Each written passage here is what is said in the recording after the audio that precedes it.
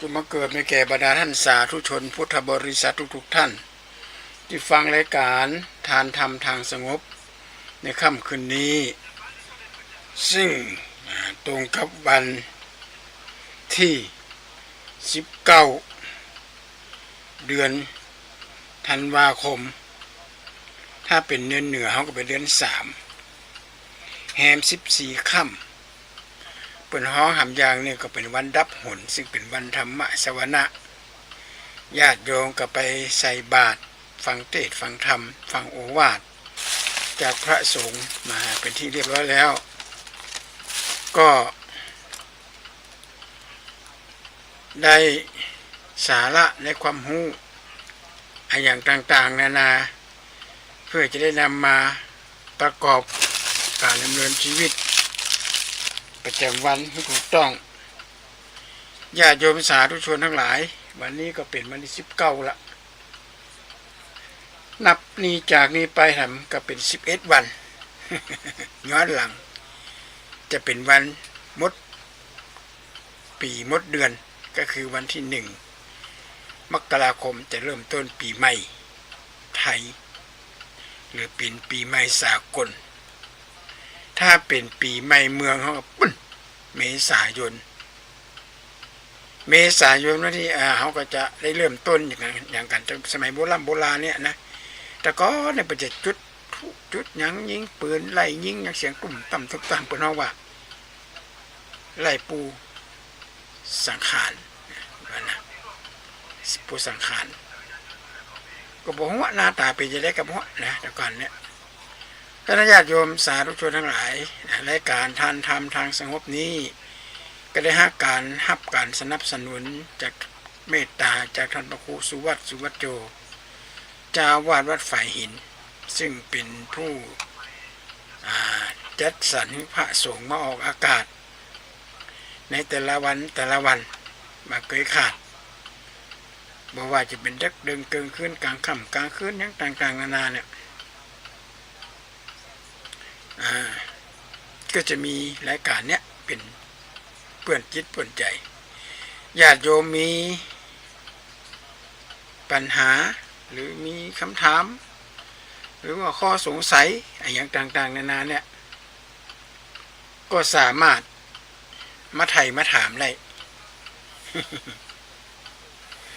การมาถามเนี่ยก็คือเป็นการปรึกษาพระสงฆ์เป็นที่ปึ้งทางด้านจิตใจกับญาติโยม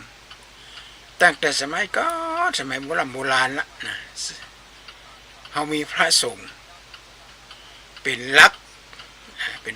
ผู้นำทางด้านวิญญาณให้ญาติโยมทั้งหลายสมัยก่อนพอมาถึงยุคนี้เนี่ยบ้านเมืองก็เปลี่ยนไปโครงสร้างปัญหาอย่างก็เปลี่ยนไปถึงแม้บ้านเมืองจะเปลี่ยนอย่างไรก็จังความสำคัญระหว่างหลักคำสอนในทางพุทธศาสนาและหลักธรรมและความการดำเนินชีวิตต้องคู่กันญาติโยมต้องคู่กันหลวงพ่อพุทธทาสบอกว่าการทำงานคือการปฏิบัติธรรมนะอันนี้ไม่ได้หลงไม่ได้งงนะญาติโยมการทำงานคือการปฏิบัติธรรมใครทำงานคนนั้นก็เหมือนกับว่าได้มาปฏิบัติธรรมพระพุทธเจ้าเขาเนี่ยเปิ่นแต่นับถืออย่างพระอนุนทูลถามพระเจ้าว่าโอ้เทวดาโมโหสกิจันกิสวรรค์กิจันนะเปิ่นนับถือพระพุทธเจ้าบัดประกันกราบไหว้พระพุทธเจ้าแล้วพระอนุนถามว่าแล้วพระพุทธเจ้าเปิ่นนับถือ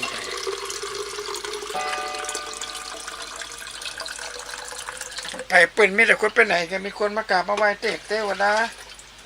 พระอินทร์พระพรหมหลายนี่มาเขามานับถือกันพระพุทธเจ้าเปิ่นได้บอกว่าถ้าหากคนจะนับถือธรรมนับถือพระธรรมคำสอนพระพุทธเจ้าทรงค้นพบมาเนี่ย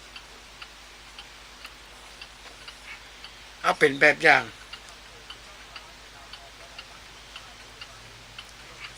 เพื่อนญาติโยมไผกระจ่างเด็ทำงานสุมาเด็มาได้อูหะอูต่ำถึงแม้ว่าจะทำงานกวาดถนนทำงานดูดซ่วมหรือทำงานอะไรกระจ่างเด็ที่มันว่าใครมีเกียรติเนี่ยถ้าไผ่คนใดคนหนึ่งทำงานไปแล้วและคือเกียรติคือความเคารพต่องานหน้าที่การงานที่ตัวเองนะครับมอบหมายคนคนนั้นจะมีแต่ความเจริญรุ่งเรืองจะมีแต่ความเจริญรุ่งเรืองไปไหนมาไหนก็มีคนนำหน้าถือตาแต่ตรงกันข้ามคนไหนบ่มีความเคารพต่อหน้าที่การงานของพวกเก่าเป็นครูบาอาจารย์ก็มาสนใจนักเรียนอันนี้บางคนนะมาได้อู้หนึ่งบางคนเป็นตำรวจก็มาสนใจความเป็นตำรวจเสาะเรียบไถเพิ่นเจาะเรียบเจาะไถข่มขู่เจ้าบ้านต้มตุ๋นเจ้าบ้านเป็นพระสงฆ์ก็ไปอยู่ในร่องในรอยแต่ถ้าหากว่าไผ่ก็ตามเขารบนับถือหน้าที่ที่ได้รับมอบหมาย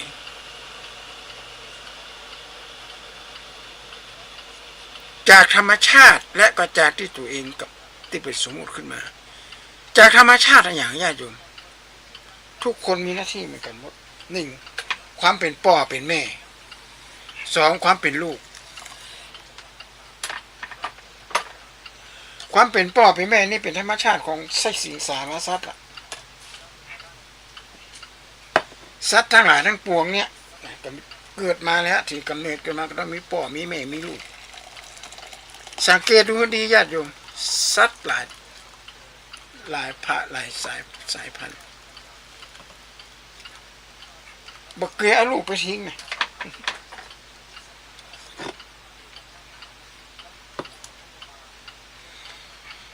บักเกยเอาลูกไปทิ้งบักเกยกินลูกในไส้ของลูกเก่าตรงกันข้ามกับมนุษย์บางคนเอาลูกไปปล่อยเอาพ่อเอาแม่ไปปล่อยบ่ดูแลพ่อบ่ดูแลแม่บ่สนใจพ่อบ่สนใจแม่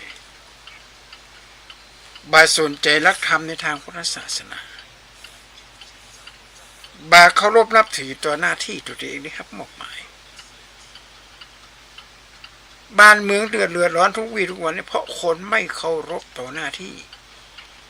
คำว่าเคารพนี่หมายถึงว่าอย่างมันจะไปกาไปไว้ยศถาบรรดาศักดิ์ตัวเขามันใช่เคารพหมายคือว่าผู้เกียรติและคือความสำคัญกับหน้าที่ที่ได้รับมอบหมาย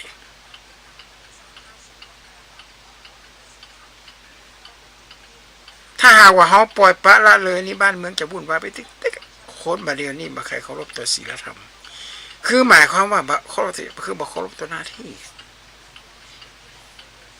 แม่ก็บอกเป็นตัวอย่างที่ดีกับลูกพ่อก็บอกเป็นตัวอย่างดีกับลูกลูกหันพ่อกินเหล้าลูกหันแม่กินเหล้าเล่นไพ่เล่นเฮโลเอาละเขานี่จะไปว่าใครก็ไม่ได้ละ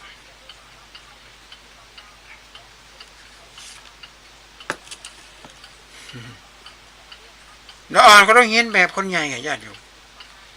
โบราณนักบัณฑิตเป็นบอกว่าเด็กในวันนี้คือผู้ใหญ่ในภายภาคหน้าทำละไม้ชาตาแทนแม่พ่อผู้ใหญ่ดีเด็กก็งามตามดอกกอผู้ใหญ่บ้าเด็กก็บอพอๆกัน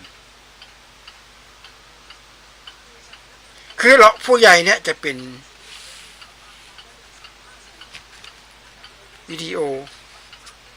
เป็นโซเชียลของเราเนี่ยฮะเปิ่นยังบอกว่าตัวอย่างที่ดีกว่าคำพูดหมายความว่าพ่อแม่เนี่ยนะทำงานทำกันเขาสังเกตคนสมัยโบราณคนสมัยโบราณเป็นมีลูก6 คน 7 คนอาตมาภาพมีพี่น้องห่วมสายเลือดกัน6 คนญาติโยมปัจจัย3มันยิง3แม่คนเดียวพ่อคนเดียวฮะบ่เคยห่างบ่เคยแตกแยกกัน ตอนอาตมาเป็นเนนน้อยไม่ใช่เป็นอ่อนน้อยก็บอกใครชอบตัวใดฮะพ่อแม่เนี่ยเพราะเพิ่นแบบมีเวลาให้ลูกปัญหาเปิดขนาดนักนะเพื่อจะได้สิ่งแบบมีเวลา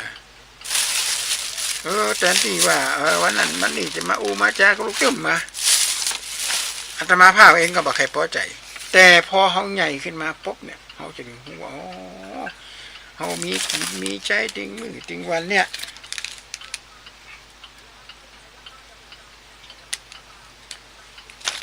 ก็พ่อไผ่ก็พ่อพ่อแม่นั่นแหละเปิ้นมีปริญญานะคนตะกอนมันจะมีปริญญาอ่านหนังสือเนี่ยมาใครจ้างเลยอ่านตัวท้ายกับบลกโกกาก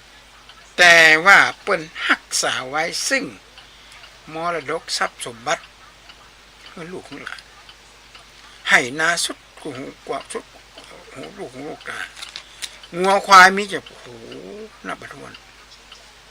อาตมาเดี๋ยวนี้ปราบปลื้มปีติมากที่สุดเลยที่ว่าแม่คือพ่อแม่คือยอดวีรบุรุษยอดวีรสตรีสำหรับในหัวใจตรงกันข้ามกับบางครอบครัวมาหิบาหาบาเสาะอย่างสักอย่างปล่อยไปตามบุญตามกรรมไม่สนใจปุ๊บจะมีปัญหาตอนแก่มาละมีละทรัพย์สมบัติหามาได้ละเอาไปเล่นเฮโลเอาไปเล่นอย่างนี้เร็วให้พระเห็นอย่างนั้นอันนี้แหละญาติโยมเพราะฉะนั้นหลักธรรมในทางพุทธศาสนาเนี่ยเขาสามารถที่คือก็เป็นไฟฉายนะญาติโยมส่องหุนตาเนี่ยเขาทำงานอนาคตด้านหน้ามืดตึ๊บตื่อเลยต้องมีไฟฉายส่องหนทางไปว่าตัดใดมันมีใบหินก้ามันมีอย่างกีดขวางก้าอย่างเงี้ยเขาว่าสามารถที่จะดำเนินชีวิต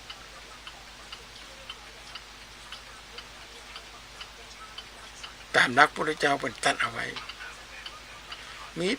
ครบทุกอย่างเลยหลักธรรมพุทธศาสนา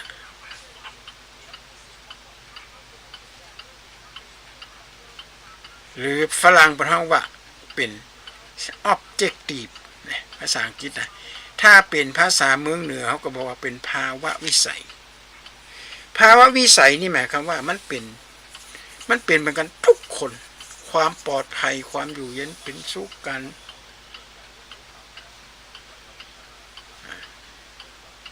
ความปลอดภัยความอยู่เย็นเป็นสุขสังคมทุกสังคมที่มีความต้องการมาแต่เขามาสังเกตดูให้ดีต่างประเทศแถบยุโรปเนี่ยฆ่ากันยิงกันผลิตอาวุธแปลงอาวุธออกมาบริษัทไหนแปลงอาวุธดียิงแม่นนะครับรางวัลอย่ายอมแล้วขึ้นให้ดีแล้วมันถูกคิดก็ถูกถ้าแบบมีการผลิตอาวุธไม่ใช่คนเอาอย่างไม่ยิงกันถ้าบอกผลิตอาวุธเขาก็มีโอกาสที่เข็นให้ฆ่ากันที่เขาเข็นเขาฆ่ากันเพราะมันมีอาวุธทันสมัยครับจรวดขึ้นบนอากาศมีวิสีสกัดแถมไล่ยิงไล่ทุกคนนะญาติโยมกดรีโมทโอ้ยน่ากลัวแล้วประเดี๋ยวนี้แม่นเหมือนตาหันเลยแถมน้อยนี่นะญาติโยมเทคโนโลยีมันทันสมัยจรวดมีคนขับล่ะ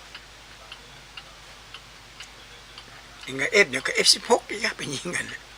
มีคนขับละใจรีโมทเอาบังคับแล้วก็ใจเรดาร์แม่นยังก็ตาหันกันปุ่มบั่มปุ่มบั่มปุ่มบั่มมันเกิดอย่างขึ้นนะแล้วคนตายแล้วก็บอกก็ถึงกันหัวอกของพ่อหัวอกของแม่หัวอกของลูกเนี่ยอย่างที่ยูเครนอย่างเงี้ยอาตมาภาพดูใน YouTube Facebook ละอ่อนน้อยขอมาแจมเล่าเรื่องเกี่ยวกับสงครามยูเครนโดนทหารรัสเซียอย่างนู้นนะมารัสเซียกับอเมริกาอาตมาก็มาแข่งเรื่องยิงจนหัวนี่เถอะเลยนะญาติโยมพิธีกรหรือล่ามแปลนี่น้ำตาไหลอู้ไปด้วยละอ่อนมันปนถ้าเป็นแปลมันเท่ากับมันเสี่ยงกะลิงกะลาดมันอดบะไดจะเปลี่ยนได้มาอู้กันละ ว่าเมื่อไหร่พวกคุณจะหยุดเข็นฆ่ากันเมื่อไหร่จะหยุดทำหั่นกันนะคุณได้อะไรขึ้นมาสินค้าส่งออกของยุโรปของอเมริกาสินค้าชนิดนี้คืออาวุธสงครามมันเปิ้งอะกะเวลาประเทศไหนครบราคาซื้อกันอะไรมาแล้วอเมริกามาละจะได้ขายอาวุธปืนมันจะมาห้ามนะซื้ออาวุธปืนซื้อนั่นซื้อนี่มาแบบนี้ละกะถ้าเราปฏิบัติธรรมเนี่ยนะธรรมะคือหน้าที่ของมนุษย์เนี่ยหน้าที่ของสัตว์หลายอย่างสมัยโบราณสมัยดึกดำบรรพ์แต่ที่มนุษย์ไม่ได้พัฒนานะอันนั้นบอกว่ากันแย่งตีอยู่แย่งอาศัยแย่งไม่ยิงกันแย่งไม่ยิงกันทำให้เกิดสงครามกลางบ้านกลางเมืองเข็นฆ่ากันแย่งพ่อพันธุ์กันนี่บอกว่าต่อมามนุษย์ก็เริ่มมีหลักธรรมมีศาสนามีอย่างก็สงบลงไปหน่อยหนึ่งสงครามโลกครั้งที่หนึ่งครั้งที่สองเนี่ยสงครามโลกครั้งที่สองนี่ฮิตเลอร์เนี่ยสังหารชาวยิวจะเป็นล้านนะญาติโยมอาตมาเลยอู้กันนักศึกษาว่าสมองของฮิตเลอร์มันทำด้วยอะไรอย่างกันแน่เนี่ยเขาไปดูคนตายเอาใส่ในเตาอบไล่คนยิวเข้าไปนะเข้าไปในเหมือนกับตอนฝูงวัวเข้าไปในเล้าอ่ะในคอกแล้วก็แจ็คเก็ตนี่ลมคนนี่ตายโอ้ยทีละแสนอยู่ฮิตเลอร์ทำมันขนาดนั้นเลยนะ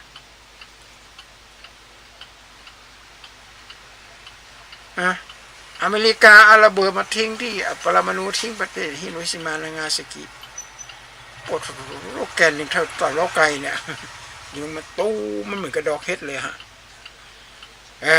มีภาพที่มันถ่ายออกมาเหมือนกระดอกเฮ็ดเลยญาติโยมบึ้มทำวันนึงก็ใส่บึ้มญี่ปุ่นยกโครงข่าวเลยในการสงครามโลก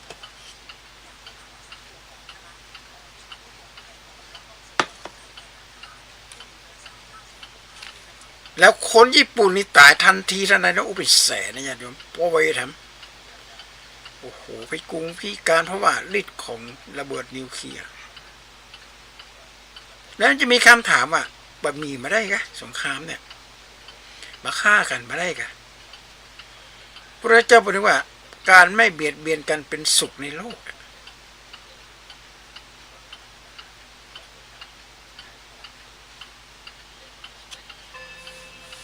อภยาปัสสังสุขังโลเกการไม่เบียดกันเป็นการเป็นสุขในโลกแต่เขาจะต้องเขียนฆ่ากันล่ะ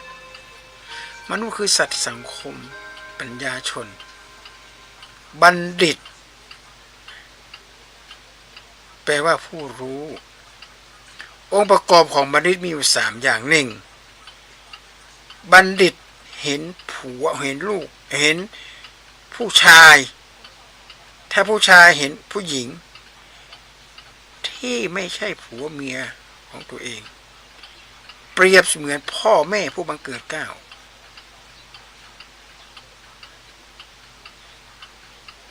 อันนั้นแหละเขาเรียกว่าบัณฑิตไผ่จะไปทำลวนลามแม่ลูกเก่าไผ่จะไปลวนลามพ่อลูกเก่า2บัณฑิตเห็นทรัพย์สินของผู้อื่น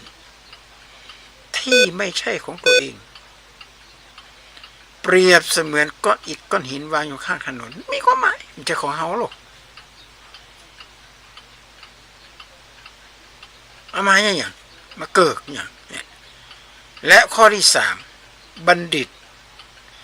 เห็นความเดือดร้อนของผู้อื่นเห็นชีวิตของผู้อื่นเหมือนชีวิตของเราอันนี้เป็นห้องบัณฑิตนะมันจะบัณฑิตจบปริญญาตรีปริญญาโทปริญญาเขาไปห้องไปเป็นบัณฑิตหรอกที่ไม่ใช่บัณฑิตต้องมีหลักธรรม3อย่างนี้เป็นห้องถึงรับตรงกับหลักในทางพุทธศาสนาแล้วเป็นห้องหันแม่ย่าไม่มีคนอื่นเหมือนกับแม่ผู้บังเกิดเก้าก็เหมือนพ่อผู้บังเกิดเก้าก็ หารทรัพย์สินของคนอื่นเหมือนกับก้อนหินก้อนดินก็เห็นความเจ็บปวดของผู้อื่นเหมือนที่ตัวเองก็ชีวิตของคนอื่นเป็นชีวิตตัวเองไหมอันนี้พระพุทธเจ้าบรรทัดไว้สมัย2,600 กว่าปีเฮาเองเฮาตั้งหน่อยก็โอ้ยส่งลูกไปเรียนอเมริกาเป็นนักเรียนนอกมันอย่างอะเป็นนักเรียนนอกนะนอกอย่างมันต้องถามให้ดีก่อน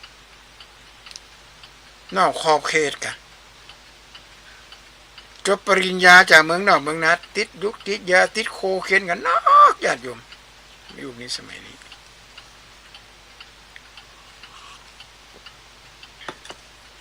เพราะฉะนั้นมนุษย์เนี่ยนะมันจะเป็นผู้ประเสริฐนะแปลว่าผู้ฝึกได้เป็นผู้ที่ฝึกได้นะคำว่าจิตใจอันประเสริฐเนี่ยไม่ใช่มนุษย์อย่างเดียวญาติโยมสิ่งสาราสัตว์ถึงแม้มันจะเป็นสัตว์ชั้นต่ำเป็นสัตว์ที่อู้บ่ได้เป็นสัตว์ที่ไม่สามารถที่จะทำอย่างแทนมนุษย์ได้แต่สัตว์เหล่านี้ก็มีจิตใจอันประเสริฐฮักลูกเป็นห่วงอาณาจักรเก่าแถมมาปอนะสัตว์บางชนิดก็มีความกตัญญูต่อเจ้าของเปิดในที่ว่าสุนัขเราเคยให้อาหารมันวันหนึ่งมันไม่ได้กินอาหารจากเราสุนัขจะไม่เห่าสุนัขจะไม่โกรธสุนัขจะบอกว่ายัง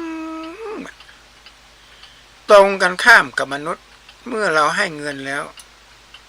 วันไหนไม่ได้ให้ว่าไงวะเราให้ความช่วยเหลือแต่วันไหนเราไม่ได้ให้ความช่วยเหลือปัดถ้าบืนปากก็ใส่ละ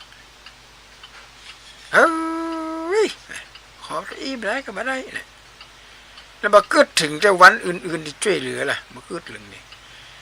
ห่านกระจุดดำๆตัวน่ะต่างกับสัตว์นะเพราะฉะนั้นสัตว์ดิลฉานแปลว่าผู้เจริญด้านขวางนะสัตว์ได้เจริญด้านขวางมนุษย์แปลผู้เจริญด้านตรงแต่ว่าเป็นผู้ที่ฝึกได้มนุษย์เราต้องฝึกอย่างญาติโยมทั้งหลายมานั่งฟังธรรมะเนี่ยอันนั้นเป็นการฝึกหลักธรรมแล้วจะได้นำเอาไปใช้นะตามหน้าที่ที่ตัวเองได้รับมอบหมายจากธรรมชาติของจากธรรมชาติแล้วก็จากสมมติของสังคมสมมติว่าเป็นนาย10สมมติว่าเป็นนาย100สมมติว่าเป็นพันอย่างเงี้ยเป็นของสมมุติทั้งนั้นไม่ใช่ของแท้สมมุติที่เขาตั้งกันขึ้นมาเองว่านะฝูงชนต้องนำฝูงสัตว์ต้องต้อนต้องมีคนนำมีตัวนำเป็นถึงจะห้องว่ายศถาบรรดาศักดิ์ที่สามารถที่จะสั่งการได้หรออย่าว่าแต่คนนะญาติโยมสัตว์สิงสารสัตว์กันเหมือนกันหรอสิงสารสัตว์มันก็มีจ่าฝูงนะอีแรงนี่มันกินซากศพซากอย่างที่ตายเนี่ยมีหัวแดงๆนั่นนะมาถ้าหัวแดงๆมาถึงปุ๊บเนี่ยตัวอื่นจะกินไม่ได้เลยจะต้องหัวแดงๆนั่นกินก่อนถ้ามองกันดีๆก็คือว่าถ้ามันจะว่าอะไรถ้าเกิดเป็นยาพิษตัวแดงต้องตายก่อนหัวแดงหัวหน้าเนี่ยญาติโยมตายแทนลูกน้องได้เนี่ยมันจะว่าสัตว์เหล่านั้น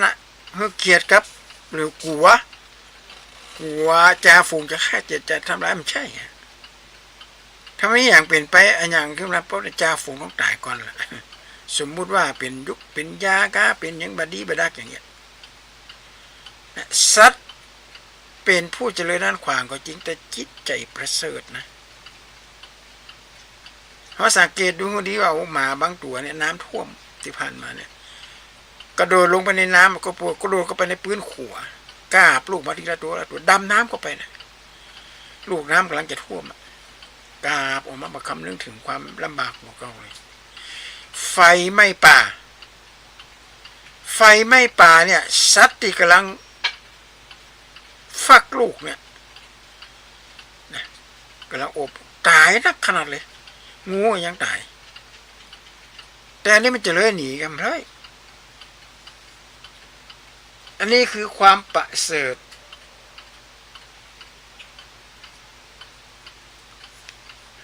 ความประเสริฐของสัตว์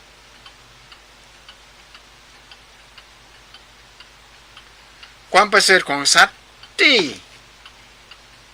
ดูแลหักลูกหักเต่า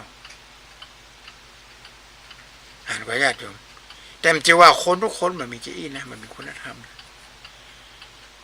สังเกตดูให้ดีกันการศึกษา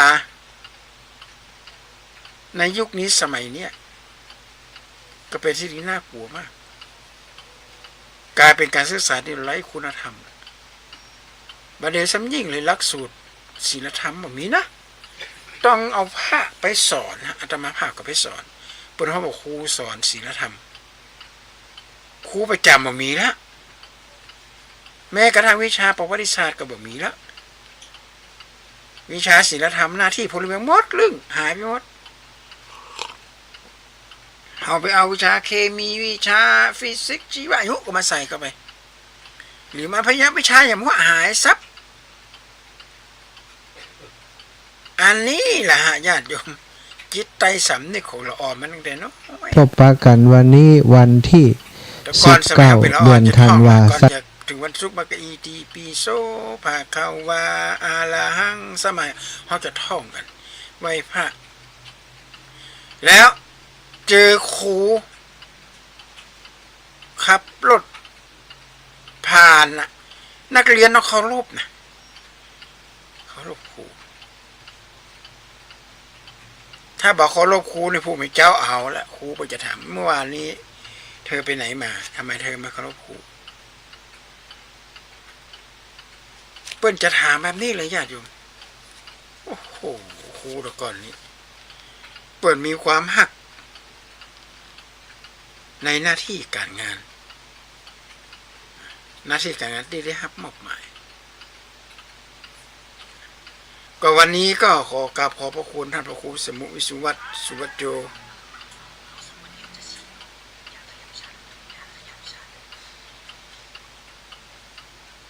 ที่ให้รายการทานธรรมทางสงบมาออกอากาศให้ญาติโยมได้ฟังกันก็ขอกราบขอบพระคุณจัดนักนะครับเนี่ยวันนี้ก็ขอให้มีความสุขความเจริญมีความมุ่งมั่นสิ่งประการใดก็ขอให้ความสุขความมุ่งมั่นประการทุกอย่างประการก่อเจริญพร